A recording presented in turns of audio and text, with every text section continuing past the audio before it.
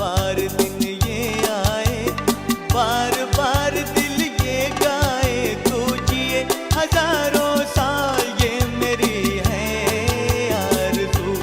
Happy birthday to you.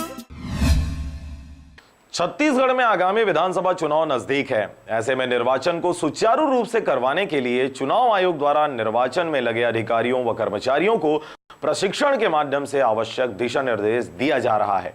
चुनावी नजदीकी के मद्देनजर आयोग द्वारा मतदाता सूची के संशोधन का कार्य जिला निर्वाचन विभाग को सौंपा गया था। निर्वाचन विभाग द्वारा मतदाता सूची का अंतिम प्रकाशन 27 सितंबर को जारी किया गया है। अंतिम मतदाता सूची प्रकाशन के अनुसार पूरे जिले में मतदाता आगामी निर्वाचन में भाग लेंगे। निर्वाचन आयोग के निर्देशानुसार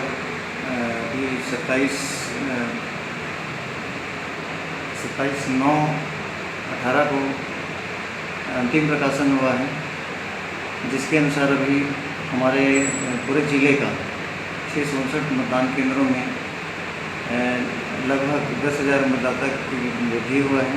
टोटल मतदाता है पुरुष में 2,63,303 और महिला मतदाता है 2,51,646। कुल वोटर हैं 5,14,962। और ये अभी मतदान केंद्र है। अभी जो